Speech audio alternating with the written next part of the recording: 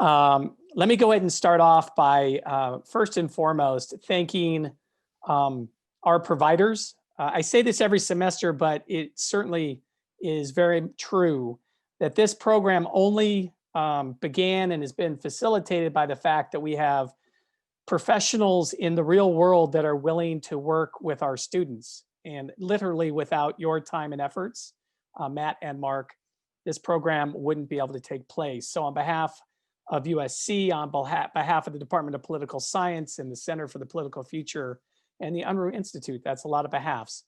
We want to thank you very much for your time and efforts. Before I turn it over to the students, let me just remind everyone how the program is going to run today. The students are going to present for about 40 minutes or so, give or take. And then we'll have a Q&A that is primarily in the hands of Mark and Matt, but not exclusively. If there are others that are watching would like to ask a question, you certainly will, but we always like to defer to our partners for any questions that they have throughout the presentation, or after, I should say, after the presentation, to any of our students or all of our students for that matter. So we also have our director of the Institute, Executive Director Kami Akavan. So Kami, I know you wanted to say a few words before we turn it over to the team. Thank you, Art. I wanted to just briefly thank a few people and put this in the context that I see it. So the Center for the Political Future has existed in some form or another since 1976 at USC, when it was first founded as the Institutes of Politics. It has always represented a practical way for students to engage with politics. The program that Professor Auerbach is running right now is perhaps one of the most practical elements that this center offers. It is a way for students to engage with practitioners who are in the field to solve real world problems. And this is an opportunity that students, frankly, around the country, they don't get this kind of a chance. So we're very grateful to Thomas, to Erica, and to Professor Auerbach for enabling this course to even exist. And we're very grateful to you, Matt and Mark, for being those providers to allow our students to learn what it's like to do this type of work so that they can go on and be the civic and political leaders of for our futures. That said, I have heard these students. I know they're amazing. And so I will now pass the baton to our very capable presenters and eager to hear what you have to say. Okay, I guess I'll go ahead and get started. I want to start by thanking all of our partners for tuning in. My name is Emily, and I have the pleasure of introducing my group's presentation on 5G expansion and the digital divide. Next slide. Our research question is, how can Crown Castle rapidly overcome the deployment barriers to building infrastructure for 5G technology throughout California? Next slide. As I'm sure we're all aware, internet access is no longer a mere luxury. In the modern world, it has become a necessity. And as such, we need to rapidly overcome this digital divide by deploying 5G. We focused on a couple different areas. So first, Nayeli will review the current 5G policies nationwide. Then LaPaula will examine the socioeconomic implications of deploying 5G. Then I will talk about the various economic barriers to deploying 5G. Anya will then review the environmental considerations of 5G infrastructure. Tiffany will outline the popular health concerns and offer some marketing suggestions. And then we will conclude with all of our policy recommendations. So without further ado, I'm going to let Nayeli start with a policy summary. Hi, thank you. I will focus on the current broadband and 5G legislation. Next slide, please. So 5G expansion policy at the federal level is mainly being done by the Federal Communications Commission and their 2018 5G FAST Plan. With this plan, 3 of the main goals include: 1, making more spectrum available to the marketplace, particularly with more high band, mid band, and low band spectrum through auction incentives. 2, updating the infrastructure policy, which mainly relates to speeding up the time state and local municipalities have to review and accept applications of small cell sites. And 3, updating its regulations with various orders, such as the one-touch make-ready order, which would increase access to and decrease costs of attaching new cell networks to poles. Next slide, please. Okay. So aside from the FCC implementing policies, Congress also passed and enacted the Secure 5G and Beyond Act of 2020. This act would require the president to create a national strategic plan in collaboration with various government agencies and return it to Congress within 180 days of the act's enactment. The main goal of this federal legislation is to ensure national security of 5G systems and infrastructure, while also ensuring that national security, while also promoting innovation and competitiveness for companies with incentives for deployment. This act also calls for a delineated approach to not only assess the risks of 5G, but also to assess how these risks will be mitigated by both public and private sector entities. And finally, a major component of this act also calls for a diplomatic engagement plan in which country allies can share information about 5G risks. So, next slide, please.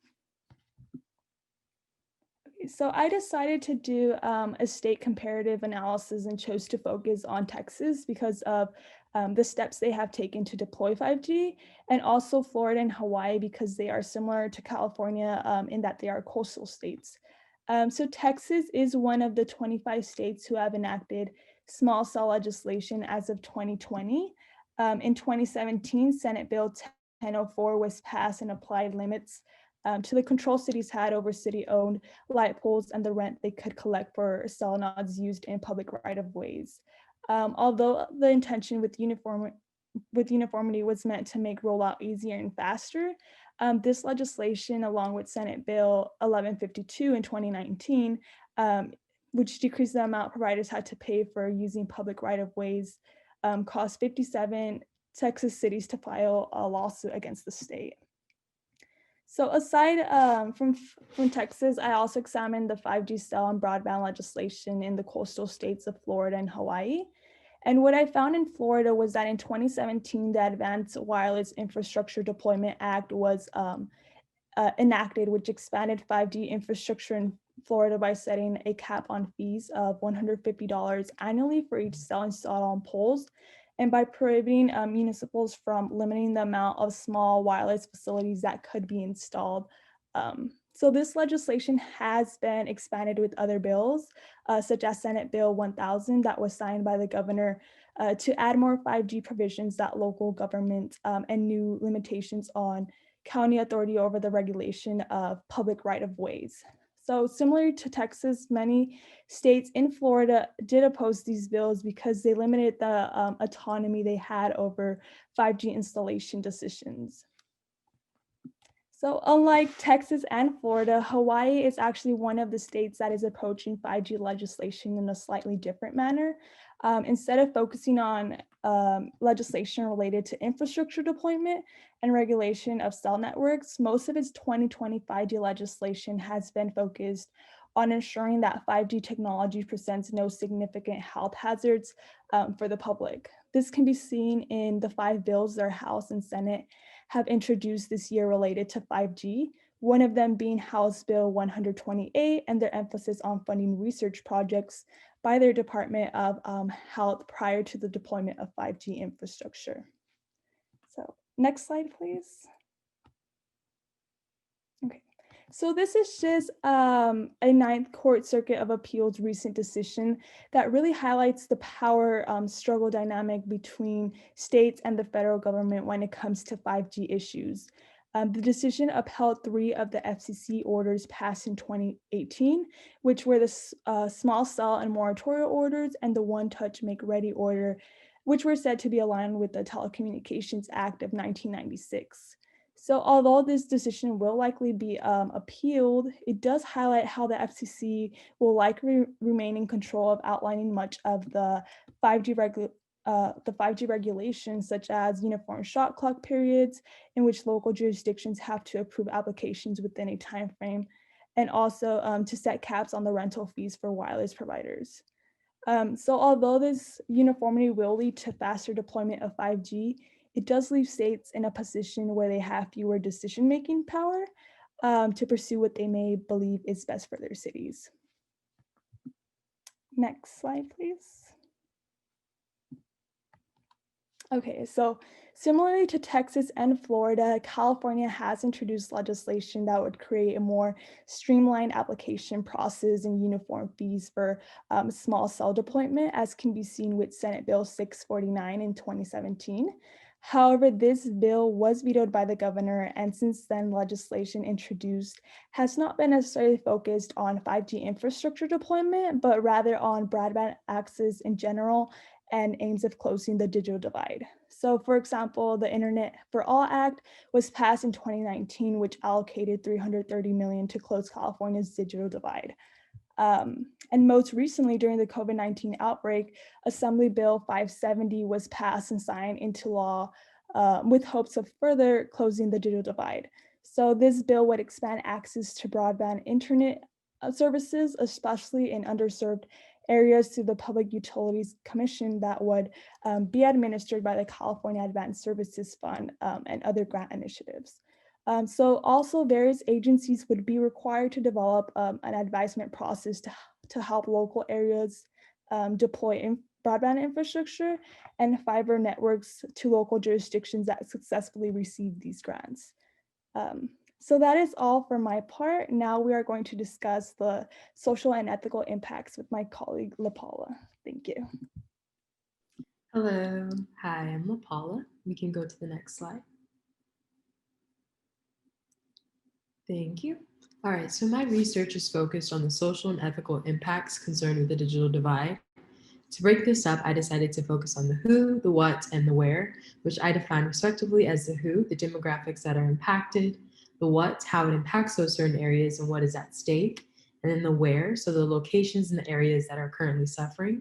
And for the where, I mainly focused on rural versus urban areas and little pockets also in those areas. And also in all of these subsections, I really felt that there was a general bigger picture of the why, as in why in those specific areas, why those specific people, and why is this really something that we should all care about.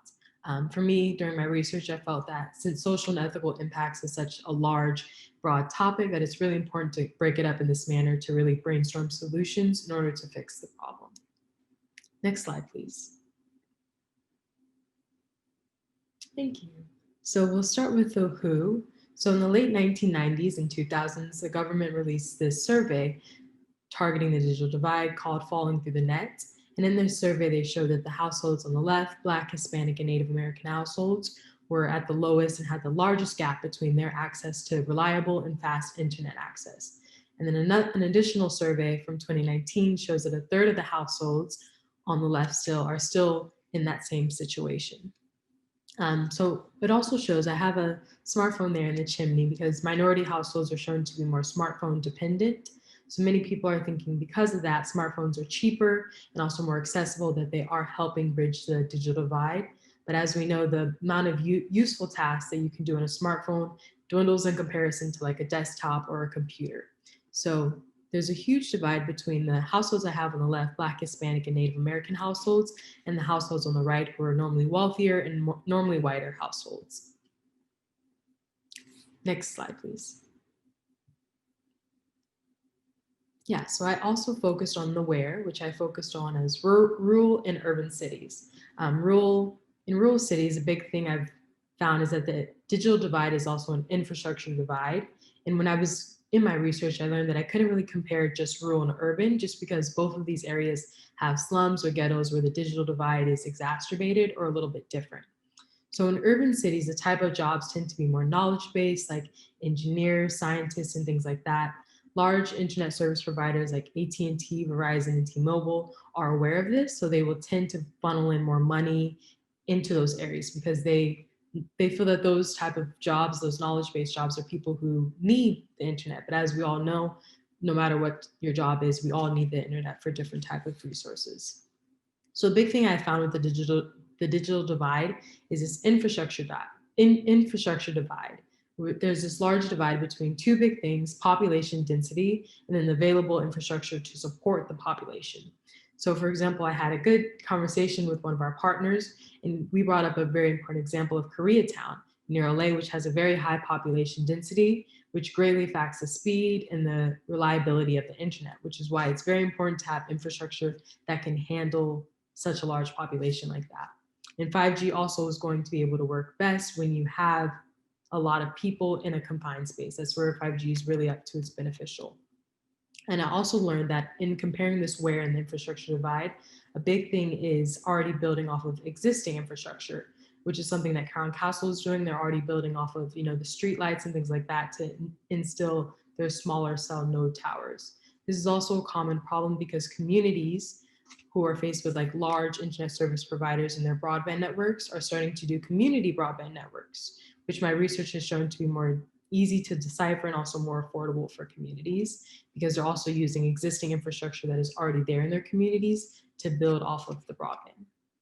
Next slide, please. Thank you. And so for my big thing with the what is at stake, I feel that everything all works together. So I have a large circle here just to show that these are all kind of working parts of the same problem. The digital divide is also a knowledge divide, the infrastructure divide, and then also the social and economic inequities that are all inside of it. The knowledge divide really has to do with accessibility, people knowing how to use the technology. If you don't have the technology, many times those people are not able to learn how to use internet. And our world is growing where you need to be able to have internet skills.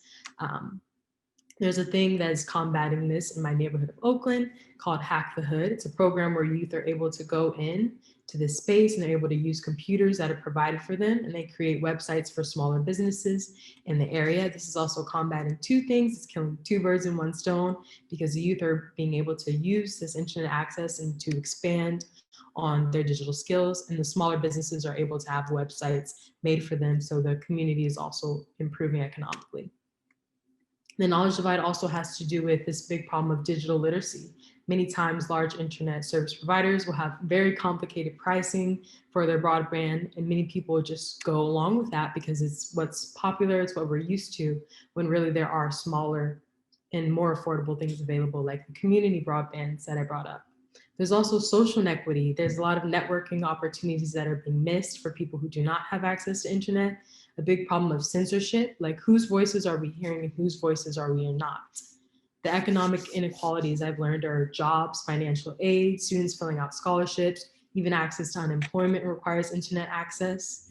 And so what I found is the larger problem at hand that we've decided is the creation of this permanent lower class, which in turn hurts all of us, the haves and even the have-nots.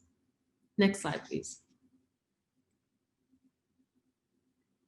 Yeah, so we were able to extend this field survey to a school, 32 2nd Street, which is right across the street from USC. And we were able to extend it to 10 students and families. And in this, what we found was 90% of the people were not aware of 5G technology. And also the majority of them were worried about cost if 5G were to be implemented in their neighborhood. And then the other pie chart on the right shows that those people who do not have internet access at home, the main ways that they're getting this internet access is through access at jobs in their schools and Wi-Fi at a public location. But with COVID, many of those things that provide the internet access are not as available.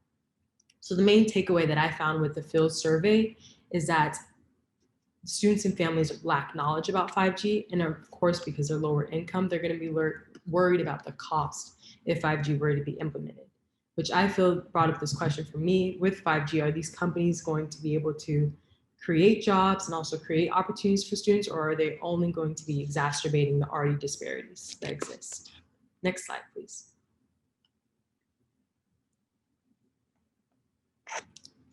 Thank you. So some solutions that I found, I also had a good opportunity to talk with Matt Klink about this, was a kind of internet bill of rights. For me, I think that would look like just ensuring that these larger companies have to invest or put in the same capital, regardless of the area's income or demographics, and that when they are building and thinking about things like 5G and expanding their internet, that they are also, there's a certain quota that needs to be met for lower income areas. So basically ensuring that they are expanding, but expanding in a way that isn't already intensifying the digital divide. Another thing is bridging the knowledge gap with community programs like Hack the Hood and things like that, just being able to educate people so that they know how to use the internet.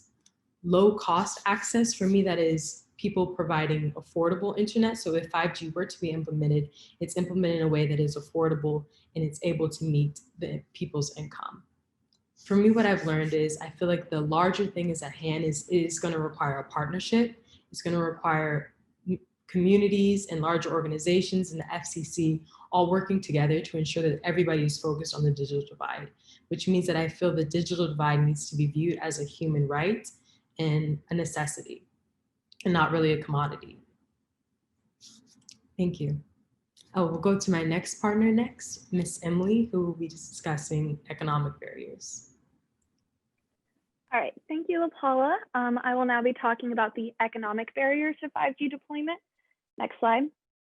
I want to start with a technological aspect of the problem, which is how hardware, the small cell hardware, can be economized to decrease the costs of implementing infrastructure. In a study conducted by Ericsson in 2018, network sharing was proven to reduce the overall cost by 40% and result in an overall economic benefit of 150%. And network sharing, which is just when you allow multiple networks to virtualize on a single piece of hardware, would require companies to work together as they implement infrastructure, but would ultimately reduce costs and redundancy in overlapping networks. Next slide. Now I want to talk about a much more difficult problem, which is rural deployment. It is much more difficult for any utility, especially with a high fixed cost, to expand into an area that is more sparsely populated and with more sparse infrastructure already existing. And so far, most initiatives have been conducted by private organizations, such as the Microsoft Airband Initiative, which Crown Castle is already a part of. But this specific antenna here is from CalNet in the Sierra Nevadas as part of this Microsoft initiative, but it uses TV waves as opposed to 5G technology like small cells and fiber. And so far, there's not been a clear route to how we could implement 5G deployment without appropriate governmental incentivization. However, the state government will likely become increasingly invested in 5G deployment into inland California and into agricultural communities, as research shows that 5G can greatly improve the efficiency and sustainability of agricultural practices. And considering that's such a big industry here in California, I think that does open a door for pressuring for more incentivization to expand further from the coast. Next slide. But urban areas have a whole different set of challenges, and I wanted to start by looking at a couple different case studies in urban areas. I'm sure everyone at Crown Castle will be familiar with Hillsborough, in which AT&T lost $60,000 in application fees for small cells that were ultimately rejected. Evidently, the FCC FAST plan was implemented to prevent this sort of failure, but this Hillsborough case does continue to demonstrate how a lack of community support and mistrust of corporations can result in wasted time and money. The San Jose Digital Equity Initiative, on the other hand, does offer a good counterexample. They've had really great success with public and private coordination. And I'm not saying that San Jose is at all representative of all of California. They're much wealthier and have much more existing technological infrastructure.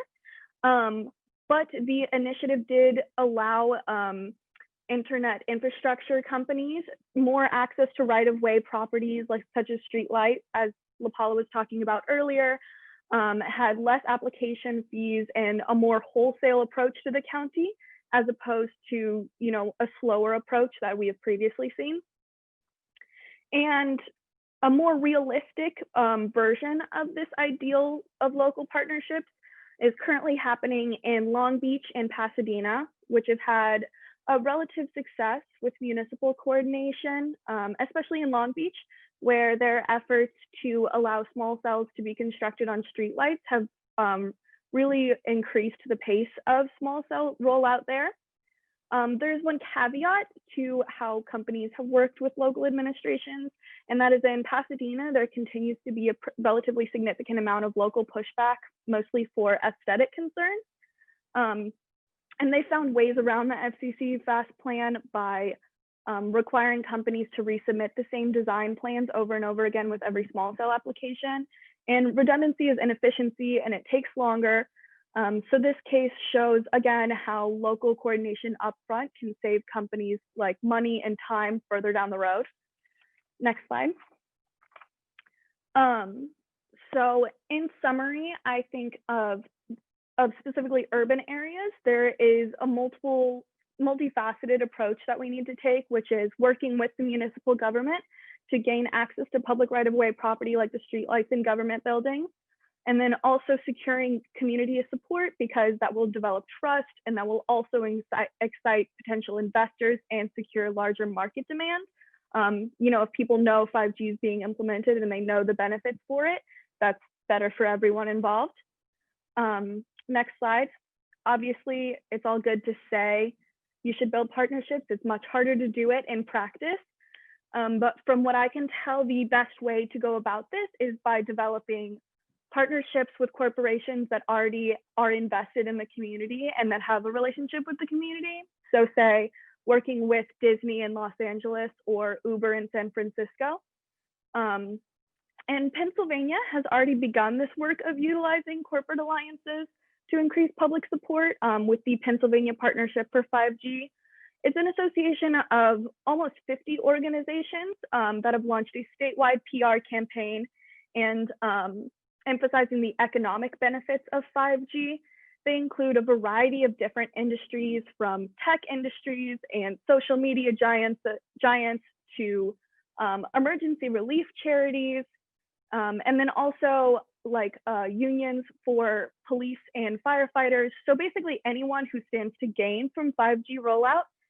And in addition to this PR campaign and maintaining the support of those specific communities, they've also been working with the state legislature to advance a more statewide uniform regulation and incentivization programs. And so creating these uniform regulations would reduce costs and delays associated with the county by county approach. And stronger corporate backing would also attract more investment and increase market demand. And ultimately, we know that 5G will stimulate the economy.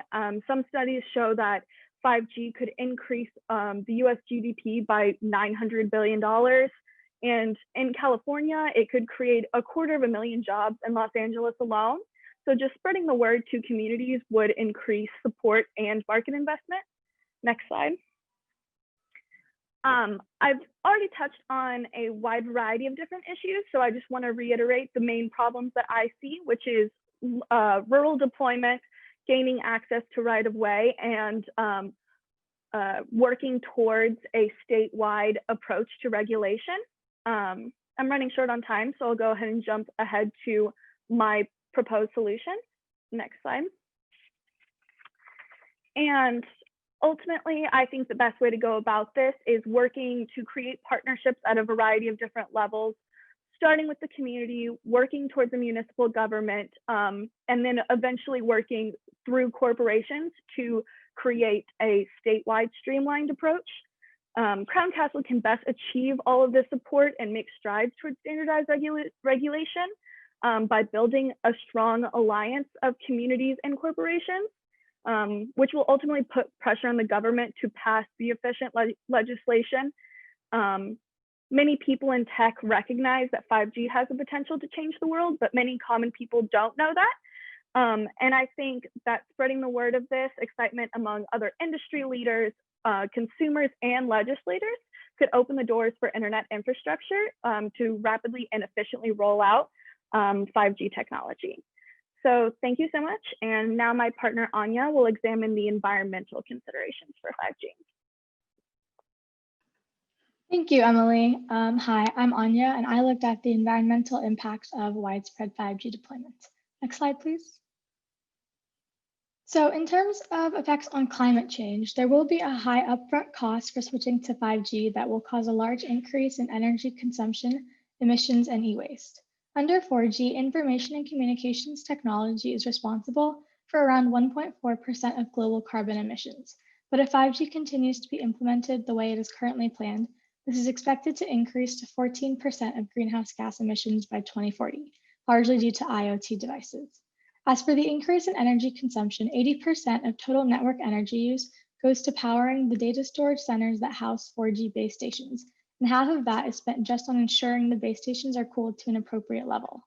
A Department of Energy study found that the energy cost of maintaining small cell base stations for 5G may be up to 3 times that of the 4G base stations. E-waste and toxic materials from electronic devices is already a huge problem, and as people worldwide discard their old devices for new ones optimized for 5G, the levels of waste are only going to increase. However, despite all of these very scary facts, it does appear that over a longer period of time, adoption of 5G can lead to an overall decrease in emissions and energy consumption that will outweigh the initial increases. This is primarily due to 5G linked with IoT devices and sensors, which due to their smart technology can analyze energy needs and consumption in real time to automatically optimize energy use. IoT, or the Internet of Things, is a system that allows devices used in everyday life, such as cars, household appliances, and sensors, to connect to the internet and to each other, improving their functionality and ease of use. For example, IoT sensors monitoring hydration levels of the soil on a farm would be able to pinpoint exactly when the crops need to be watered and how much water they need. This would take the guesswork out of the equation and ensure that crops are neither overwatered, which would increase expenses, nor underwatered, which could have negative consequences on total yield and decrease profits for farmers. These devices can be enabled almost anywhere, from houses to high energy users like commercial factories and farms. There are also ways to mitigate all of the problems mentioned before. Researchers in Finland are trying to decrease the amount of energy used in base station cooling, and have found that using liquid-based methods, in contrast to the conventionally used methods of air cooling, would use 80% less energy, and that the waste heat created by the process can be repurposed and directed to heat up buildings, further lowering energy usage. Wide-scale implementation of renewable energy sources, which is already happening worldwide, would also help reduce emissions. As for e-waste, recycling toxic materials through the companies that produce them is an easy way to reduce it. It would require that companies that sell electronic devices give consumers an incentive for returning old devices, such as a discount for trading them in, which some major companies like Apple already do. But the companies could then reuse some of the materials or recycle them properly to prevent them from going back into the environment. Next slide, please. The next category of environmental issues I looked at was the impact on wildlife and plants. 5G uses millimeter waves, which have wavelengths of between 1 and 10 millimeters, versus typical radio waves with wavelengths that are centimeters in length. Both, however, are still part of the electromagnetic spectrum. Health threats are currently unproven, but in early stage studies, the radiation from these waves has been found to possibly influence the health and behavior of smaller animals and insects, who absorb up to 370% more radiation from millimeter waves than from 4G radio waves. Some of the negative effects of the increased electromagnetic frequency radiation appear to be abnormal behavior, developmental issues, diminished reproduction, increased mortality, and migration disruption in birds, bees, and amphibians. Scientists are also hypothesizing that the EMF radiation is contributing to colony collapse disorder in bees. Millimeter waves have also been found to be easily absorbed by foliage and plant life, and tests on trees exposed to the waves found much thinner growth rings on the exposed side, as well as reduced rates of seed germination. However, none of these studies have been able to conclusively show that 5G millimeter waves or the radiation are the root causes of the issues. In general, this is a very difficult issue to study because ubiquitous exposure to it is a new development, and since it's invisible, it's very hard to track. Also, because it has only recently become widespread, scientists have not had the time or the means to keep tabs on the radiation's long-term impacts, and there are no standard protocols for studying it. Overall, there's just a general lack of data, and because wildlife absorbs radiation from 4G as well, there was no control group that has not been exposed to the radiation before, so there's no way to do a truly conclusive study. The only method available is to observe the behavior of wildlife and try to compare it to previously known facts to determine if there were any changes. Next slide, please. Okay, following guidance and feedback from the partners, I also looked into natural disaster emergency responses. One trait unique to 5G is the ability to network slice, which could help ensure that emergency communications are prioritized above all else. Right now, every service that uses a mobile network has to share that network, but the capacity, latency, security, and coverage of one service may be totally different from the needs of the others on the network, creating inefficiencies for all of them. 5G network slices will create individual virtual networks that can be optimized for different services, including slices set aside for critical communications to run quickly on their own network. Network slicing is particularly useful for natural disaster responses, as things like wildfires, tornadoes, or earthquakes have a tendency to result in power outages. But when the power begins to come back on, it can be restricted or prioritized for emergency situations before the rest of the general public gets access to it once more.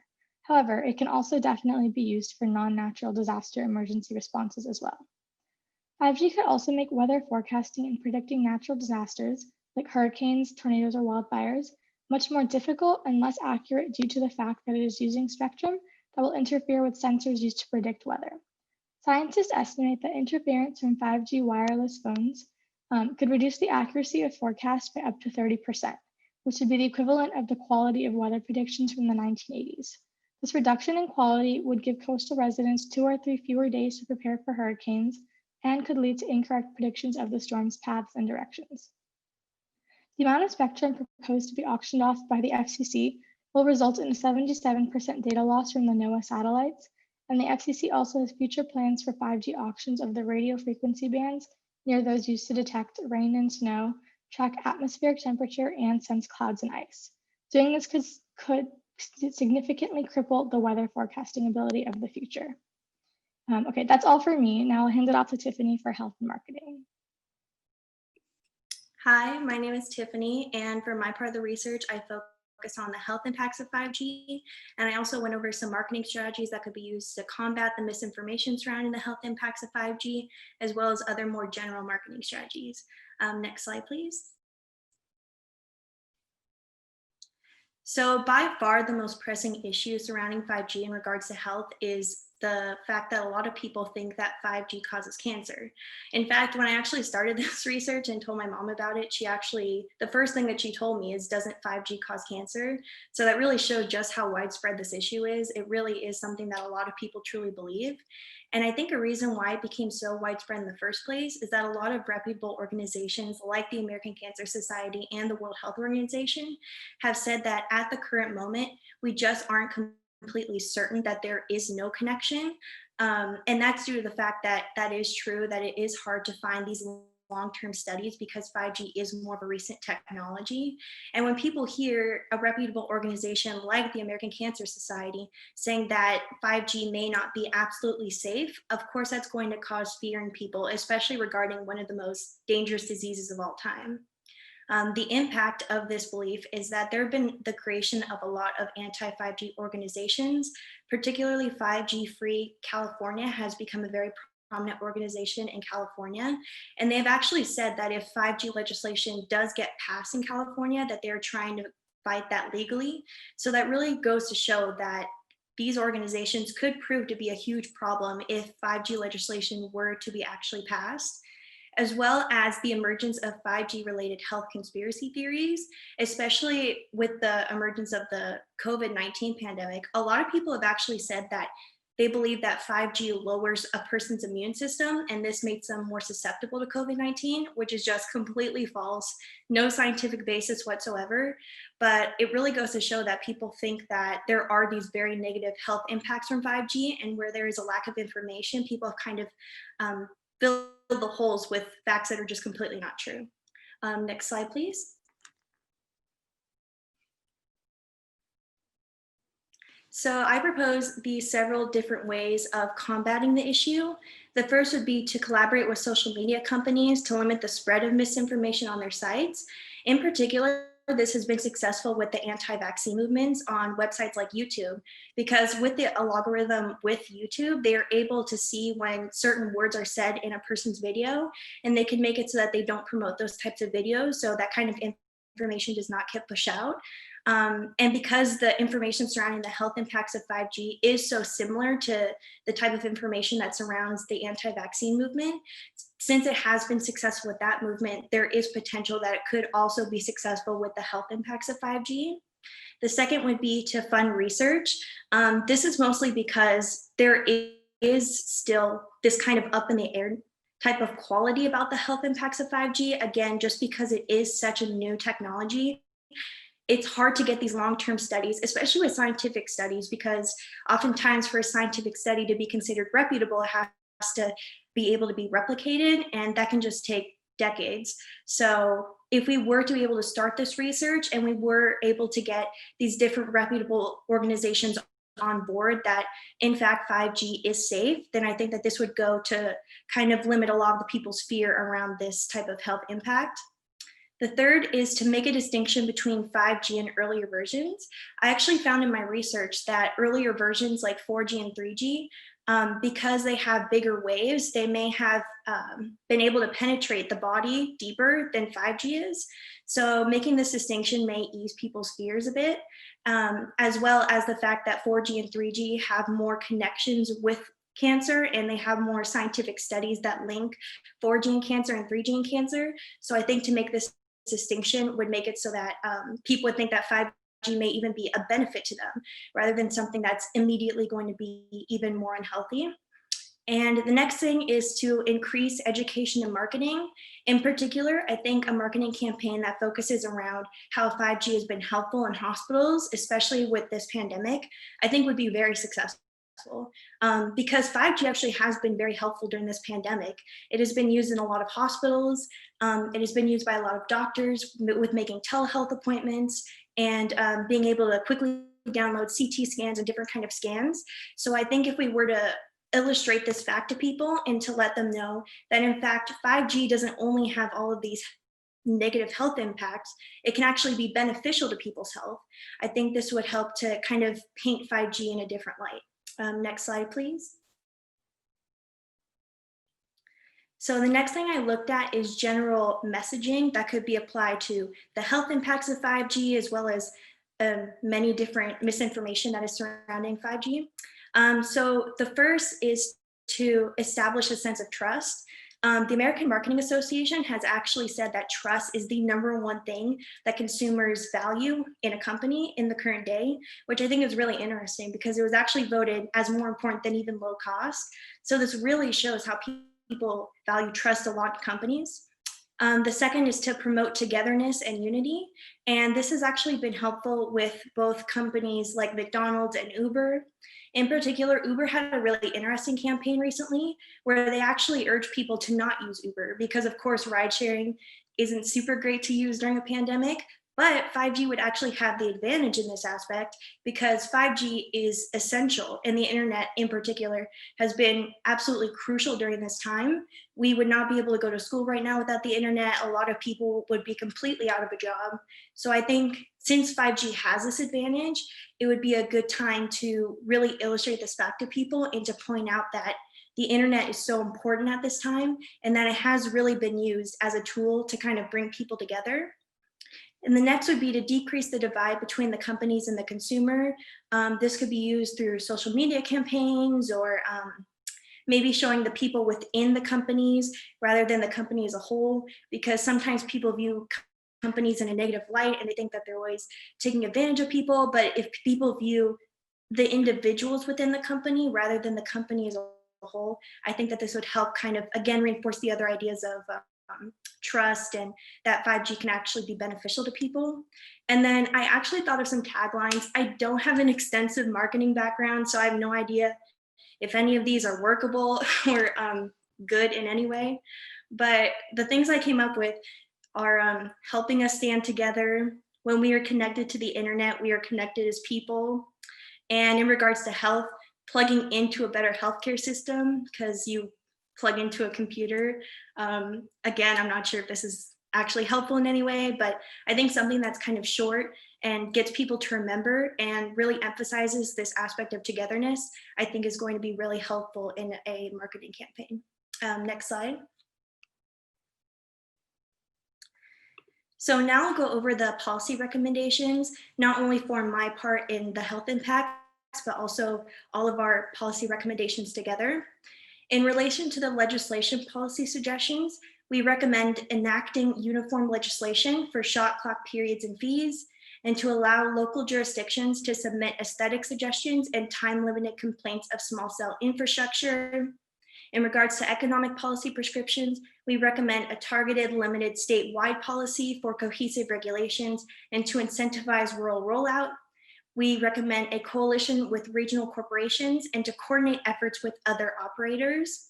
In regard to the environmental policy suggestions, we recommend a continued research into the effects of millimeter waves on wildlife and to decrease the amount of spectrum to be auditioned and prioritize saving the band similar to weather forecasting tools. Next slide, please.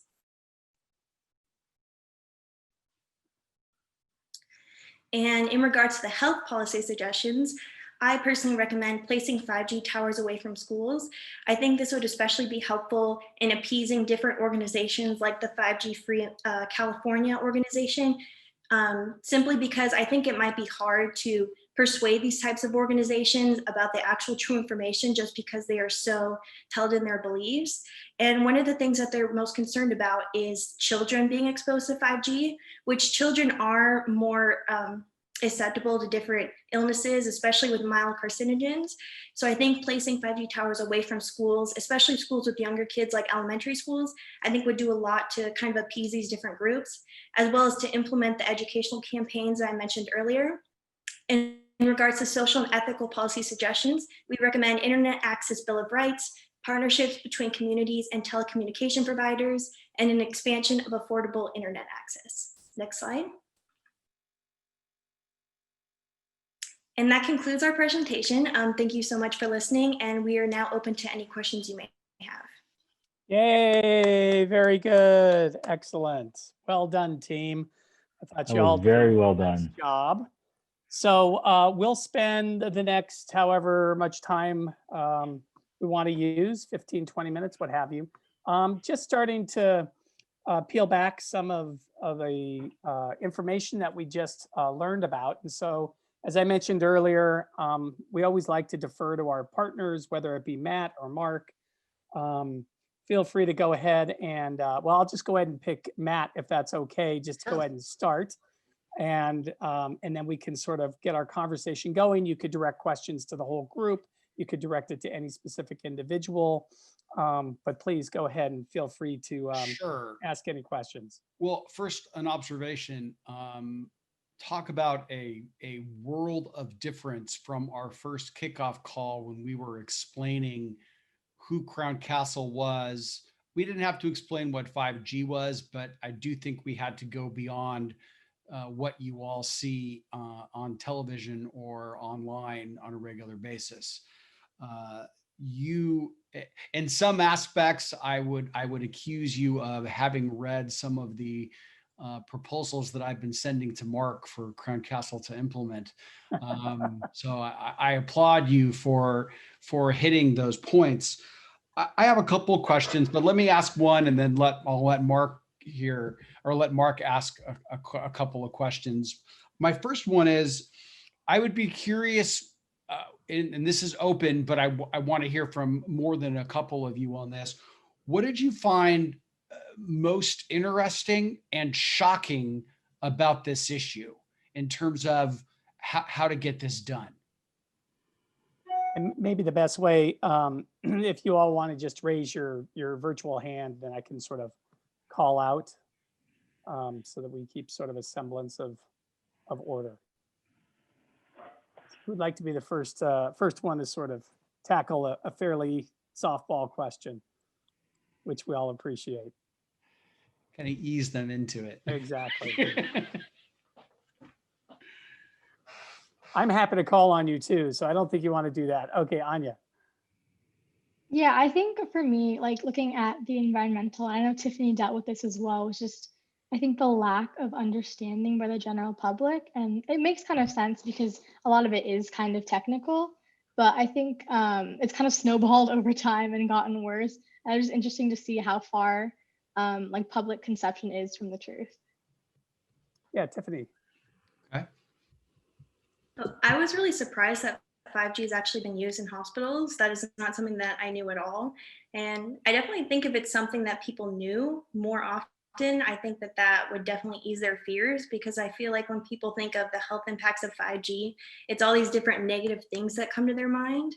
But if they knew that 5G has actually been used to improve people's health, I think that that would go far in kind of improving 5G's reputation in people's minds. Emily, how about you?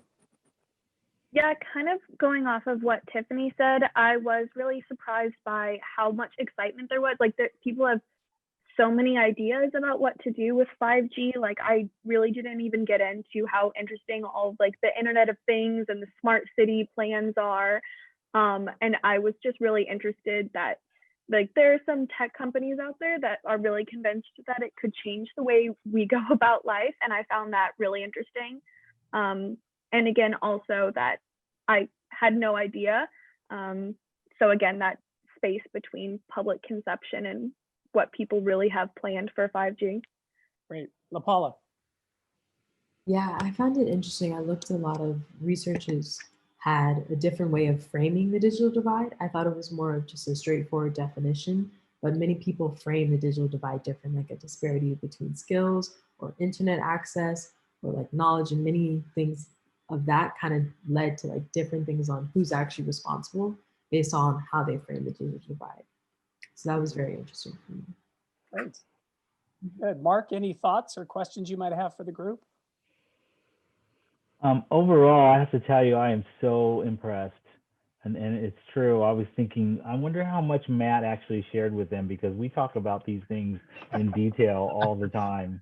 But I was really impressed with the way you guys gave a summary over so many different topics. There were just a couple of things that would pop into my mind that I wanted to talk about. I forget who it was, but someone was talking about just in general, the devices that you would need, and you know, the waste that it incurs and the cost that contribute to the digital divide.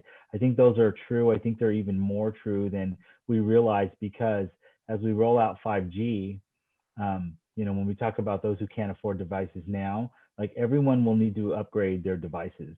And for those who are fortunate enough to be able to do that, they're going to do that, and those who aren't are going to fall further behind. So that's just one example of how these conversations, you know, on the surface we can identify them, but they're Pandora's boxes, because you dig a little bit deeper and they go into a bunch of different ways. And so it's really great that you, at least it gives me encouragement that, you know, this generation is really thinking through some of these problems, because they will be issues that we'll have to continue to think through in the future.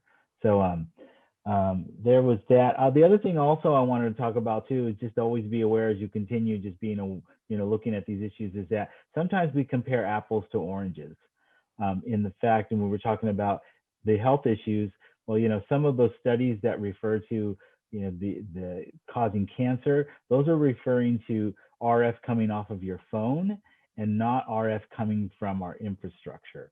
They're two different things in two different amounts. And so, you know, when somebody cites a research study and they say, see, it's proving that it causes cancer, well, they're talking about phones, and most often they're talking about phones that are obsolete now. And so we have to just make sure we educate everyone so that we're all talking about the same thing.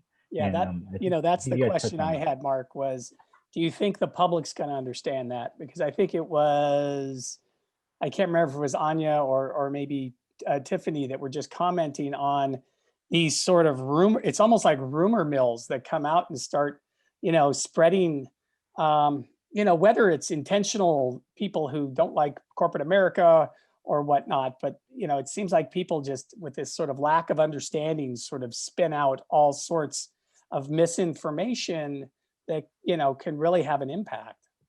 And if so, if that's true to the extent it is, I wonder maybe how you and Matt work at trying to combat that. Matt, I mean, I can speak for on my end. I mean, we are continually focused on just that education. We'll educate anyone, whether it's this class or, you know, a group of electeds or organizations that are trying to tackle some of these issues. Education is first, and it's true. We go into different sorts of scenarios, and we ask people how much they know, and the truth is everyone knows very little. And so education certainly is number one for us.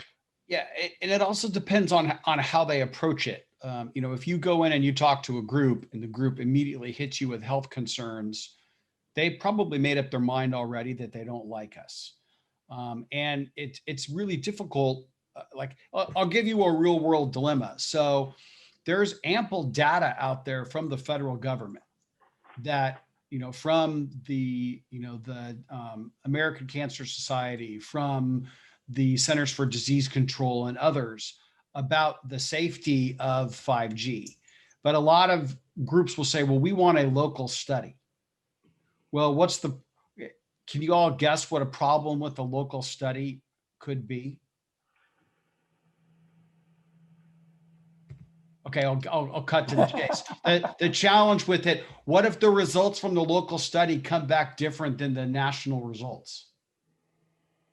Now we're arguing about a local study that then becomes a precedent. So then every jurisdiction wants to conduct their own study. They might use a different methodology. They might use a different provider. They might use different equipment. And before you know it, look at the problem we're having with national studies. Now we've got hundreds of local studies, all with different results, all being misinterpreted. So it's really, really difficult. The flip side of that, though, is if we go into a group to chat and they want to talk about the tremendous economic benefits that could result from 5G deployment, whether it's, the Internet of Things and the different apps. I mean, let's be realistic. If we don't have 4G, we don't have Uber, Lyft, Postmates, Grubhub. So all of these spin-off industries are going to come from 5G that we don't even know what they are yet. If we're having that conversation, that's a much different conversation. So I guess let me ask you a question I think it's a tougher question.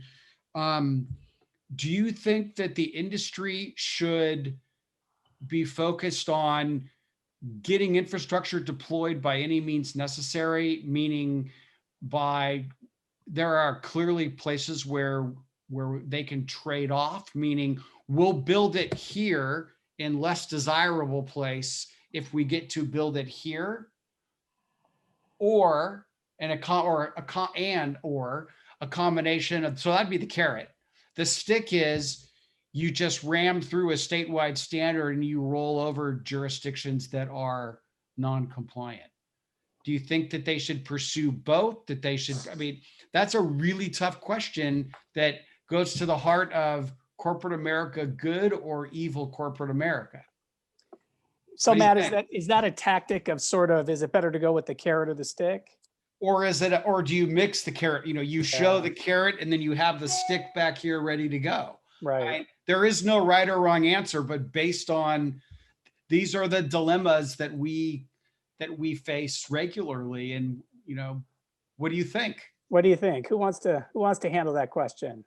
Anya. Yeah, I think it would probably be best to go with a combination of the two. Like, obviously, it would be best to have cooperation from the local neighborhoods. And using the statewide measure would just probably create some enemies.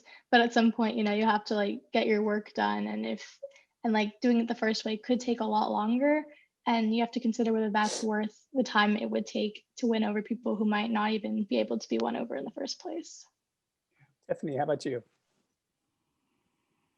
I personally, just from a purely health perspective, I'm not sure about everyone else's different points of view, but I think it is better to just roll out with it. Just because I think so much of the fear is just from the unknown, because it's something new and it's something that people aren't really familiar with. And I think that's why we hear so much more with 5G in cancer rather than 4G in cancer, because people know that they've used 4G for so long and it's not something that's new and scary anymore. So I think it's just something that once people get used to it, it won't be the source of fear anymore. Go ahead. Go ahead. So the only student that I actually did speak with outside of class was LaPaula, because she called me and we spoke on a Saturday about a month ago. I'm curious, you were you were asking me some questions about community broadband. Do you think that that is viable? And I guess that the question is, there is the profit motive that is part and parcel of what makes corporations corporations. Should they be willing to trade broader deployment to help launch these community broadband initiatives? I mean, how do they fit in? Do you think that the government should just mandate them, or should there be this trade-off? Yeah, I think that it is going to take, because I feel like initially the government has more capital invested than the communities. And even though the community broadband networks, they're going to do their best, but they're never really going to be able to have, the fast and the reliable type of broadband that these other larger organizations have. So it is kind of hard to say like they should mandate it, because even if they mandate it, it may not be the best broadband service, which means that, even though digital divide is improving, but it's really not a substantial amount. So I feel like for that, I think if the government in some way, instead of mandating it, but funnel in more money into the community broadband networks, I think that would be more beneficial. Great, But Nayeli, you had your hand up earlier, Nayeli. You're on mute. Just about the question about whether local jurisdictions should have more say, or should it just be like statewide uniform enforcement. I think it's definitely a combination of both. I think it's better if there is a uniform and there's actually legislation that is directed towards 5G cell deployment, but that there's also sort of room for local jurisdictions to maybe do like appeals, or because they are like local jurisdiction may know their geography better. For example, wildfires and where towers can, or not the towers, but poles can be best placed. So really giving jurisdictions that opportunity, but also having like caveats in place so that local jurisdictions don't abuse that leeway that they have, and they're not like resubmitting claims just to prolong the delay of 5G. But I think really working from the state to local jurisdictions, and really having sort of like a task force that really increases that trust, because I mean the Central Valley is not the same as NorCal or SoCal, and really being strategic in how we form these relationships with jurisdictions and building that trust with the local governments as well is crucial. Well, that is incredibly insightful that you said that, because that's where people like me and Mark, that's where we earn our keep, when we can go in and we can say, these are the similarities between this and this city and this city, but here's where they differ. Here's how we have to handle it differently. The concerns are different. So that's astute of you to pick up on that, and knowing that a one size fits all approach. I think we would love a statewide mandate, but even with statewide mandates, there are still going to be local nuances that are going to have to be addressed. And what we would do in Bakersfield is a lot different than what we would do in Rancho Palos Verdes or San Clemente, or frankly, even Simi Valley. So that's, I guess it's good job security ultimately for Mark and for me. So. Emily, I saw you had your hand up as well. Yeah, I was just going to say there's, Matt had already talked about how 4G opened up the door for all sorts of industries that we couldn't really have predicted. And so a part of me is hopeful that getting 5G rollout in areas that are more easily or more open to deployment as of right now will increase the industry dependence on 5G, which would ultimately then increase willingness, local openness to 5G rollout, if that makes sense. So like what happened with Uber was that urban areas got it, and so 4G rollout was put on the fast track in more areas across the nation. And so I'm sort of hopeful that increasing industry dependency, especially not just for industries in urban areas, but like agricultural or other industries, will also push for rollout into the corners of the state that currently haven't enjoyed as much internet infrastructure. So yeah, I guess, again, a combination of the carrot and the stick. Great. Any other questions from our providers? Anything, Mark? I have one more. Certainly. Do you, are you concerned, or is it not a big deal because it's going to come anyway, that other countries in the world appear to have an edge over the United States in the deployment of 5G technology and infrastructure? China and Korea to be two. Anyone have any thoughts on that influence or that impact? Or did you not look at it? LaPaula. That's very funny. I just looked at that today and I saw that Norway is like already doing like 7G and has the fastest internet. 7, we're already 2 behind. This is terrible. Yeah. And I feel like that is a very big concern. I think we like to be competitive. We have a lot of capital in our country, so where it is going to pose a problem. But I feel like with all that capital, it's going to be even harder because we have such a disparity, as I mentioned in my thing, where if we do have 7G and things like that, and we go further and further, is that going to be beneficial to like our overall society? It could, but we need to see. I think we should look at how those other places are doing it, as in Norway and other places who are far ahead of us, and see exactly how are they implementing it over there. And maybe, take some things and tweak some things so that we can implement it in a way over here where it works best for us. So I think it's a huge concern, but I think it's a lot that we can learn from that and then kind of take it to match and fit it out like a puzzle. So, yeah. Art, I have one other question. I think it's a little more from their personal opinion, but so, I'm assuming that everyone who was involved in this now knows considerably more about the issues that surround this industry, and they can range anywhere from, the health effects to the economic and digital divide, et cetera. I'm wondering though, is there any one of those issues that you personally feel would inhibit you from supporting 5G rolling out in your neighborhood? Or does just the promise of innovation and growth of the economy, does that supersede all of these other issues? Emily, you have your hand up. You want to take a whack at what you see as the biggest concern, if you had to pick one? Just in my research, and this wasn't even my focus, but I'm definitely most concerned about just the digital divide getting exacerbated in general. I'm willing to wait for 5G rollout if it means not leaving behind other communities that are already at such a disadvantage. Like I can wait for 5G and definitely wait for 7G and everything that all the other countries are producing. If it means that we need to focus on equalizing the playing field here at home. So that's definitely my biggest concern. Great. How about you, Nayeli? I'm just going to go around the horn and let everyone give an opportunity to express what their largest concern is.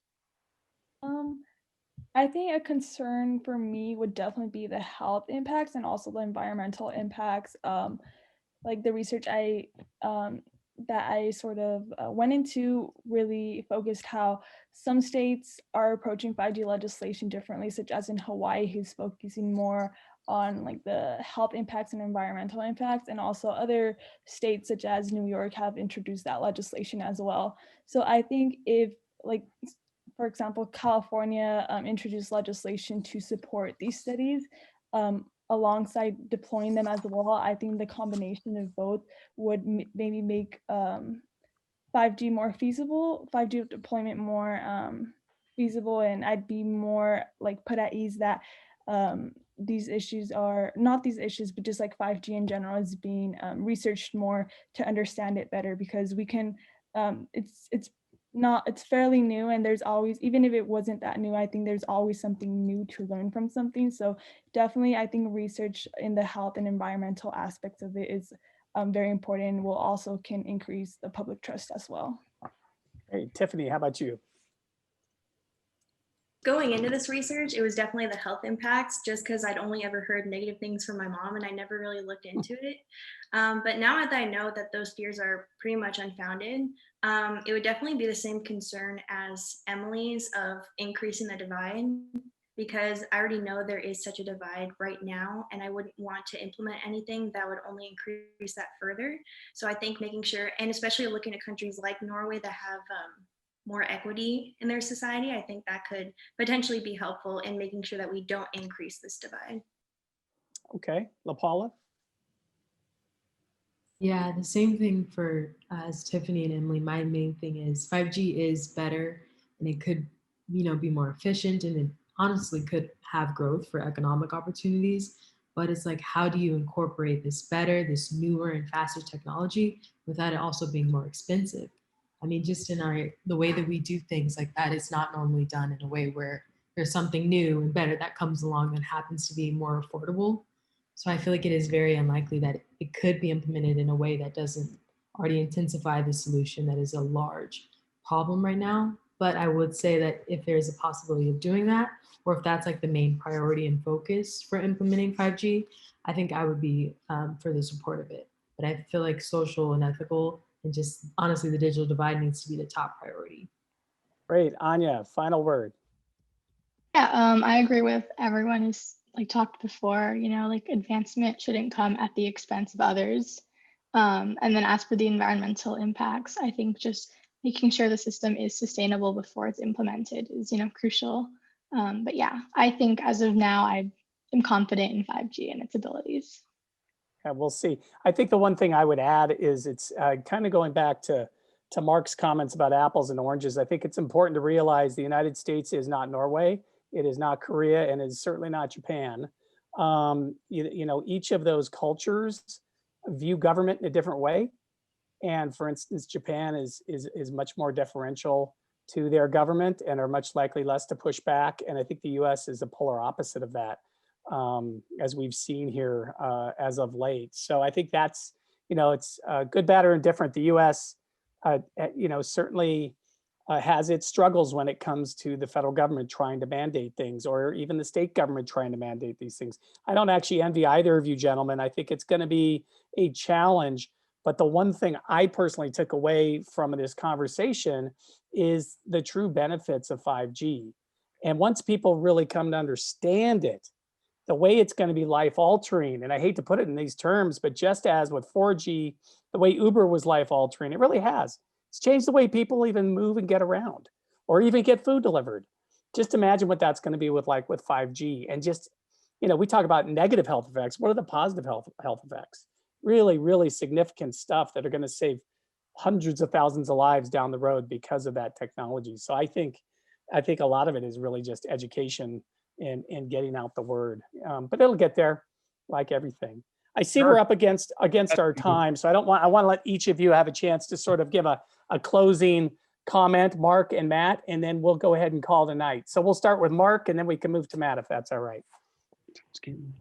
Yeah, I sort of started that closing comment earlier, unfortunately, but I'm really impressed with everyone. It gives me hope that we're going to move smoothly into the future and to embrace technology that's going to really, lift everyone up. And I think that's encouraging for Matt and I to know that, the work we start, you guys will finish, and that feels really good.